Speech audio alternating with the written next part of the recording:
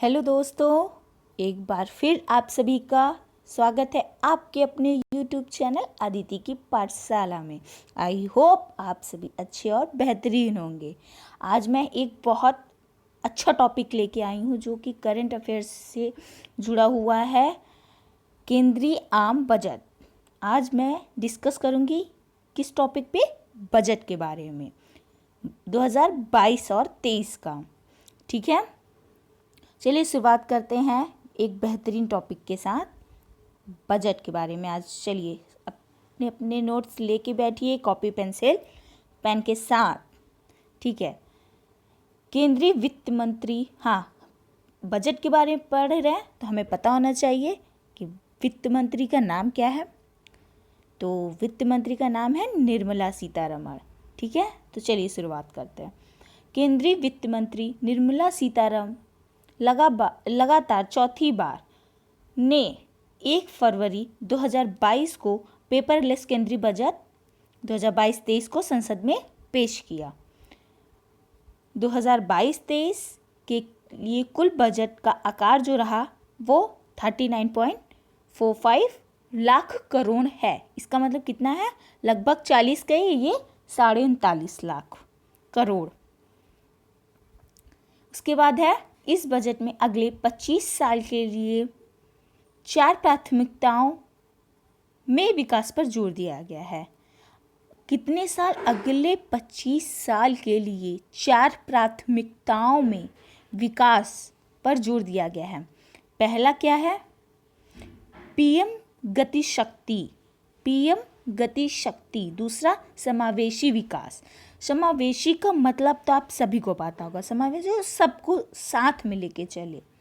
समावेश मतलब हर चीज़ उसमें सम्मिलित हो, ऐसा आप कह सकते हैं। समावेशी का मतलब यही होता है। फिर तीसरा है उत्पादकता वृद्धि और निवेश, सनराइज अवसर, ऊर्जा संक्रमण और जलवायु कार्रवाई। ठीक है, नेक्स्ट है चौथा, निवेश को वित्तीय मदद। ठीक, अब आते हैं हम राजकोषीय प्रबंधन के बारे में समझते हैं। बजट अनुमान 2021-22 का जो बजट अनुमान था वो था 34.83 लाख करोड़। संशोधित अनुमान 37.70 लाख करोड़। 2022-23 का जो बजट है उसमें कुल अनुमानित व्यय कितना, मतलब अनुमानित किया गया है, अनुमान लगा कि कितना व्यय हो सकता है, तो उसके लिए है 39.5 मतलब 39.45 लाख करोड़। ठीक है, 2022-23 में उधारी के अलावा कुल प्राप्तियां, मतलब उधारी को छोड़ के जो बचे हुए हैं उनकी कुल प्राप्तियां कितनी है? 22.84 लाख करोड़। फिर है प्रभावी पूंजीगत व्यय 10.68 लाख करोड़। जीडीपी जो है हमारी उसका 4.1%। फिर राजस्व घाटा के बारे में बात करें तो 9.90 लाख करोड़, 9.90 लाख करोड़। जीडीपी का ये कितना है? 3.8%। ये सभी बहुत ही इम्पोर्टेंट हैं, आप पॉइंट बना के ज़रूर अपनी कॉपी में लिखिए, इससे क्वेश्चन आता ही आता है। ये बहुत बहुत बहुत इम्पॉर्टेंट है। मैं फिर से कह रही हूँ, ज़रूर इसको एकदम इम्पॉर्टेंट लिख के अपनी कॉपी में लिख लीजिएगा। फिर दूसरा है राजकोषीय घाटा 16.61 लाख करोड़। जीडीपी का कितना? 6.4%। फिर नेक्स्ट हमारा है प्राथमिक घाटा। प्राथमिक घाटा का है 7.21 लाख करोड़। ये जीडीपी का 2.8% है। ठीक है, अब जो मेन पूछे जा सकते हैं ये सभी तो एक समझ लीजिए बजट का इंट्रो था, बजट के बारे में क्या क्या चीज़ें थी वो है। अब जैसे कि जो परीक्षा के उपयोग से है, मतलब जो परीक्षा में आने के चांसेस हैं केंद्रीय बजट से, उसकी बात की जाए तो वित्त वर्ष 2021-22 में भारत की आर्थिक विकास दर 9.27% रहने का अनुमान है। फिर नेक्स्ट है हमारा वर्ष 2022-23 में पूंजीगत व्यय के लिए परिव्यय 35.4% तेजी से बढ़कर 7.50 लाख करोड़ तक पहुंच गया है, जो मौजूदा वर्ष में 5.54 लाख करोड़ था। नेक्स्ट है हमारा वर्ष 2022-23 में परिव्यय सकल घरेलू उत्पाद का 2.9% रहेगा, ऐसा बोला गया है। फिर नेक्स्ट आयकर स्लैब और दरों में कोई बदलाव नहीं किया गया है।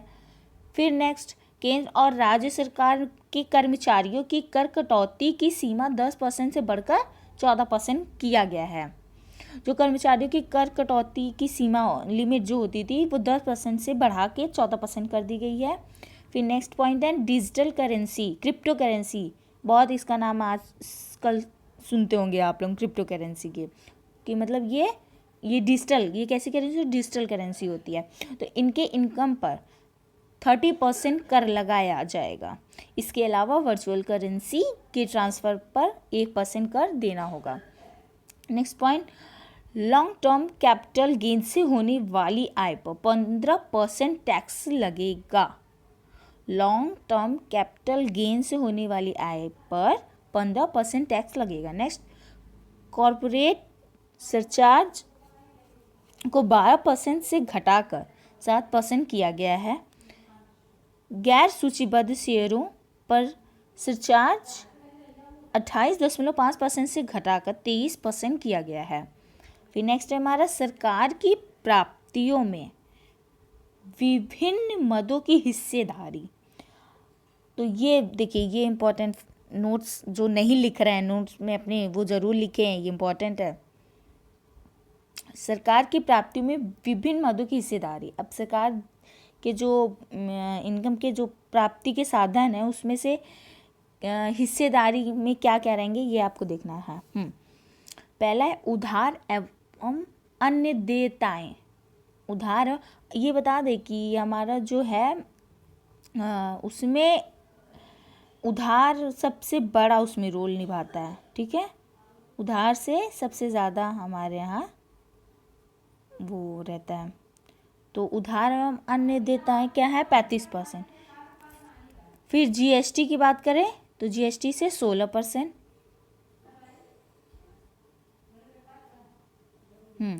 फिर निगम कर क्या है? 15%। आयकर 15%। केंद्रीय उत्पाद शुल्क 7%। गैर कर राजस्व 5%। कस्टम्स 5%।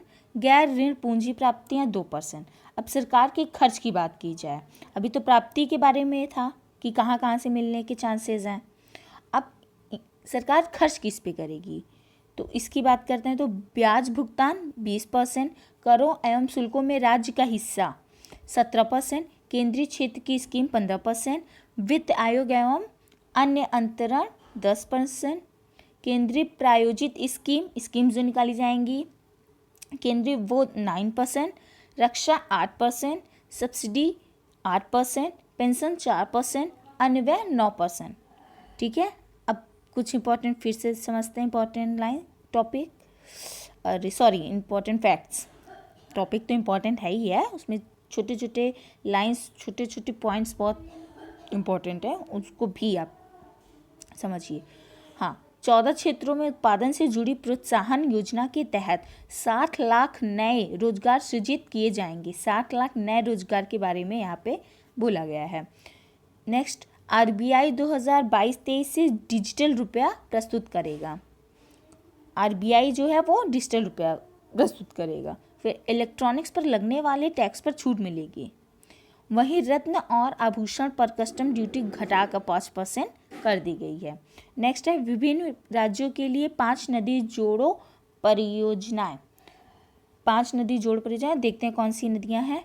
दमन गंगा पेंजाल, दमन गंगा पेंजाल को है।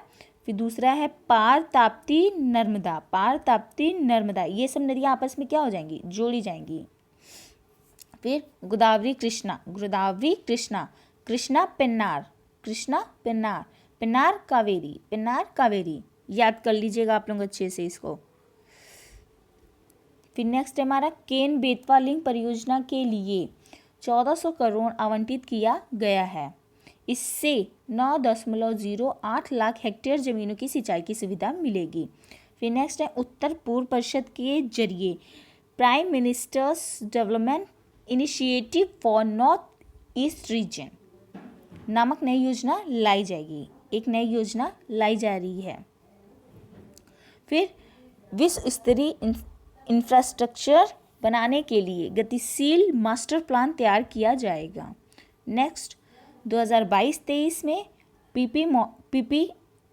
पीपीपी मॉडल में 4 स्थानों पर मल्टी मॉडल लॉजिस्टिक पार्क की शुरुआत की जाएगी। नेक्स्ट मल्टी मॉडल लॉजिस्टिक सुविधाओं के लिए 100 पीएम गतिशक्ति कार्गो टर्मिनल्स की व्यवस्था की जाएगी। नेक्स्ट है दुर्गम पहाड़ियों क्षेत्रों के लिए राष्ट्रीय रोपवे विकास कार्यक्रम पर्वतमाला को पीपीपी मोड पर शुरू किया जाएगा। Next special economic zones act में जल्द ही बदलाव आएगा। Next animation gaming talks force का गठन किया जाएगा। नेक्स्ट 2022-23 से ई पासपोर्ट भी जारी किया जाएगा। देखिए ई पासपोर्ट भी जारी किया जाएगा, इम्पॉर्टेंट है। 2022-23 में 25,000 किलोमीटर राष्ट्रीय राजमार्ग बनाए जाएंगे। 2022-23 में 25,000 किलोमीटर राष्ट्रीय राजमार्ग बनाए जाएंगे। तो ये रहे जितने भी हमारे केंद्रीय बजट से रिलेटेड अच्छे अच्छे पॉइंट्स जो कि सभी एग्ज़ाम में आने के लिए बहुत ज़रूरी है और बहुत अच्छे से आप लोग समझ गए होंगे इस टॉपिक को। तो फिर से एक बार आप हो सके तो ना समझ में आए हो तो आप लोग 1, 2, 3 कई बार इस वीडियो को देखिए और इसमें जितने भी इम्पोर्टेंट फैक्ट्स थे मैंने सभी बता दिए आपको। नोट्स बनाइए, बस मैं इसीलिए कहूँगी नोट्स आप बनाएंगे आपको ही फ़ायदा मिलेगा, मुझे कोई फ़ायदा नहीं मिलेगा आपके नोट्स से। तो अपने नोट्स आप बनाइए और उसको पढ़िए, ठीक है। ये बहुत अच्छा टॉपिक था इसलिए डिस्कस करना बहुत ज़रूरी था। आगे आने वाले सभी एग्ज़ाम्स में इससे ज़रूर क्वेश्चन पूछे जाने की संभावना है, ठीक है। बजट से 1-2 क्वेश्चन ज़रूर पूछे जाते हैं, ठीक है। इसीलिए मैंने आज ये डिस्कस किया है। फिर कल एक नए टॉपिक के साथ हम बात करेंगे आप सभी से। वीडियो पसंद आई हो तो लाइक ज़रूर करिएगा, शेयर भी कीजिएगा और मेरे चैनल को सब्सक्राइब कर लीजिएगा, ठीक है। Thank you so much everyone. Okay bye.